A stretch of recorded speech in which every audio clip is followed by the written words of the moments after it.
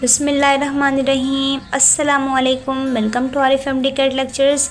उम्मीद है स्टूडेंट आप सब खैरियत से होंगे और आपकी एमडी कैट की प्रिपरेशन भी अच्छी जा रही होगी।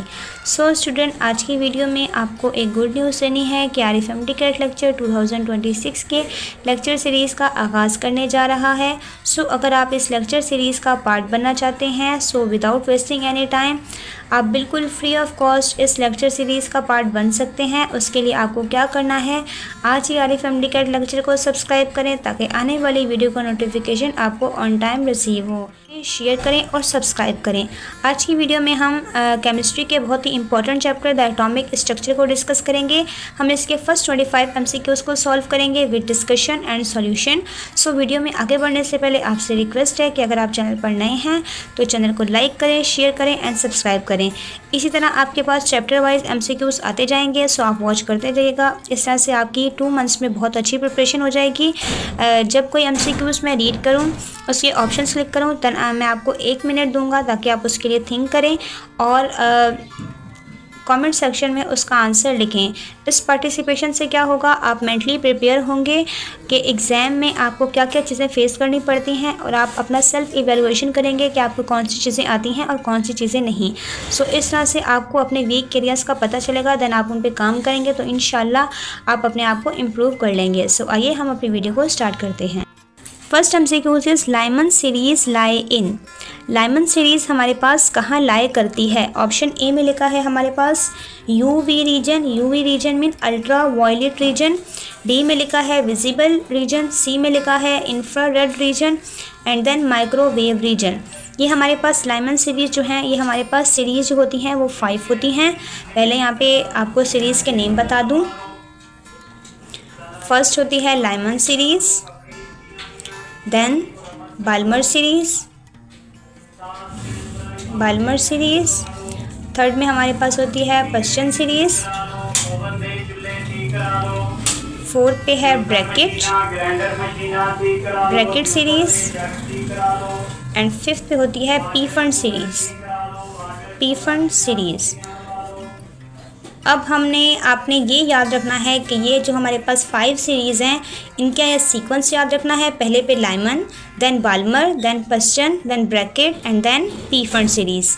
अब ये किस किस रीजन में लाई करती हैं, यहाँ पर हम इनके रीजन मेंशन करेंगे।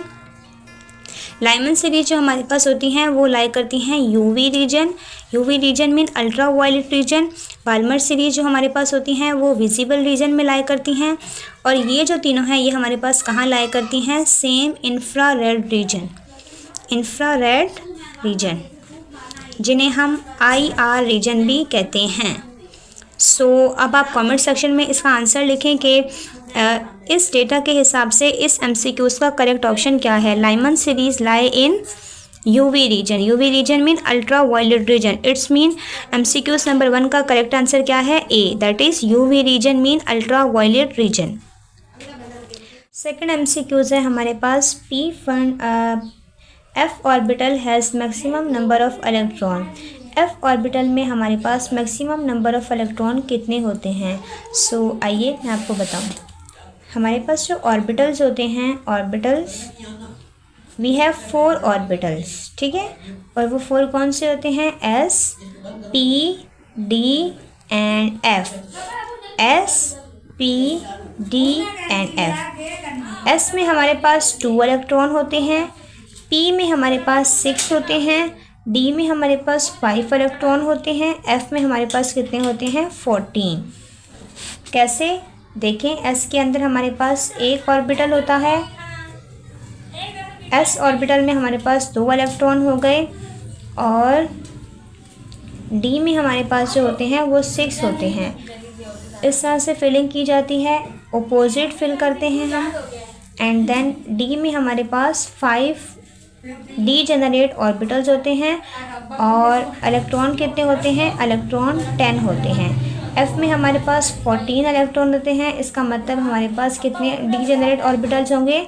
7, क्योंकि हर ऑर्बिटल में हमारे पास 2 इलेक्ट्रॉन आएंगे। सो इस तरह से अगर हम फिलिंग करेंगे 2, 4, 6 8, 10, 12 एंड देन 14। S में 2 इलेक्ट्रॉन आ गए, P में 6 इलेक्ट्रॉन आ गए, D में 10 इलेक्ट्रॉन आ गए, F में 14 इलेक्ट्रॉन हैं। तो S में कितने डीजेनरेट ऑर्बिटल हैं? ऑर्बिटल एक है बट इलेक्ट्रॉन कितने हैं? 2। P में आपके पास और डीजेनरेट ऑर्बिटल्स 3 हैं, लेकिन हर डीजेनरेट ऑर्बिटल में एक डीजेनरेट ऑर्बिटल क्या होता है? इस एक बॉक्स को हम कहते हैं degenerate orbit. Orbit mean degenerate mean वो ऑर्बिट जिसकी एनर्जी सेम हो। इन सब की एनर्जी क्या है? हमारे पास सेम है, इसलिए हम इन ऑर्बिटल्स को कहते हैं डीजेनरेट ऑर्बिटल्स। तो ऑर्बिटल एक है लेकिन इसके अंदर इलेक्ट्रॉन कितने आएंगे? 2। इसमें P में हमारे पास 3 ऑर्बिटल हैं, लेकिन हर ऑर्बिटल में 2-2 इलेक्ट्रॉन फिल होंगे। सो इस तरह 3 ऑर्बिटल्स हैं और इलेक्ट्रॉन कितने आ गए? 6। सो D में हमारे पास 5 ऑर्बिटल्स हैं और इलेक्ट्रॉन कितने आ गए हमारे पास? 10। F में हमारे पास कितने डीजेनरेट ऑर्बिटल्स हैं? 7 डीजेनरेट ऑर्बिटल्स हैं। हर ऑर्बिटल में 2-2 इलेक्ट्रॉन जब हम फिल करेंगे तो मैक्सिमम नंबर ऑफ इलेक्ट्रॉन कितने हैं? 14। सो इस तरह इस MCQs का जो करेक्ट आंसर है वो क्या होगा हमारे पास? D answer, that is 14। F orbital has maximum number of electron, that is 14। Then third MCQs है हमारे पास, which orbital has lowest energy? कौन सा ऑर्बिटल है जिसकी हमारे पास सबसे ज़्यादा कम एनर्जी होती है? और इसके लिए आपको थोड़ा रिकॉल करना पड़ेगा ऑफ्पो प्रिंसिपल के रिलेटेड। ऑफ्पो का आपने एक प्रिंसिपल पढ़ा होगा जिसमें उसने कहा था कि इलेक्ट्रॉन्स जो हैं वो हमारे पास फिल होंगे अकॉर्डिंग टू देयर एनर्जी। जिसकी एनर्जी सबसे कम है वो सबसे पहले आएगा, देन जिसकी एनर्जी ज़्यादा है वो बाद में आएगा।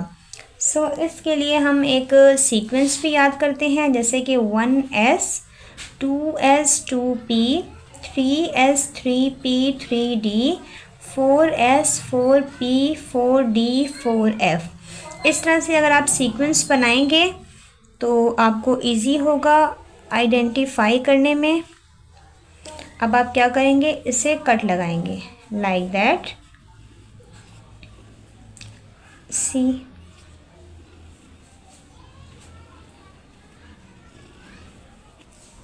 ये इस डेटा के हिसाब से करेक्ट ऑप्शन क्या होना चाहिए? क्योंकि ऑफ्पो ने कहा था जिसकी एनर्जी कम होगी वो पहले फिल होगा। सो 4s से पहले हमारे पास क्या है? 3p। इसका मतलब इस तरह से MCQs का करेक्ट आंसर 3p होना चाहिए, क्योंकि ये पहले हमारे पास आया है और इसकी एनर्जी कम है। लेकिन इन रियल सेंस हमारे पास जो करेक्ट आंसर है वो है 4s। 4s की एनर्जी हमारे पास कम है, बट इन रियल सेंस हमारे पास जो करेक्ट आंसर है वो है 4s। 4s की एनर्जी 3p से कम है, लेकिन इसके बाद इसे इसलिए लिखा है बिकॉज ऑफ 2 रीज़न। क्योंकि हमारे पास जो 4s की जो है वो पेनिट्रेशन पावर वो हमारे पास ज़्यादा। सो इस तरह MCQs का जो करेक्ट आंसर है वो है 3p होना चाहिए, क्योंकि इसकी एनर्जी कम है और 4s बाद में आ रहा है। ये पहले आ रहा है, इसका मतलब इसकी एनर्जी कम है। ये बाद में आ रहा है, इसकी एनर्जी ज़्यादा है। 3d की और ज़्यादा है और 4f की तो सबसे ज़्यादा है, क्योंकि इतने सारे नंबर हैं। इसकी ज़्यादा होगी, इसकी ज़्यादा होगी, देन इसकी, देन 4f की तो बहुत ज़्यादा है। सो इन दोनों की बात करते हैं, क्योंकि हमें कम एनर्जी वाला बताना है। सो कम एनर्जी वाले जो हैं वो स्टार्टिंग से हैं। सबसे कम एनर्जी 1s की है, then 2s 2p 3s 3p और 4s, ये दोनों ऑप्शन में दिए हैं। सो कम एनर्जी जो है वो 3p की है। सो इस तरह करेक्ट ऑप्शन 3p होना चाहिए according to Aufbau. But in real sense जो हमारे पास करेक्ट आंसर है वो है 4s। 4s क्यों? Because of 2 region penetration power जो है 4s की ज़्यादा होती है, इसीलिए ये न्यूक्लियस के पास स्मॉल साइज़ है, न्यूक्लियस के साथ अट्रैक्ट हो जाता है। सो यहाँ पर सीरीज़ के अकॉर्डिंग ये बाद में आया है, लेकिन अगर आप रियलिटी में देखें थ्रू एक्सपेरिमेंट पता चलता है कि जो 4f की एनर्जी है वो कम है देन 3p। सो इस तरह से इस MCQs का जो करेक्ट आंसर है वो है हमारे पास 4s।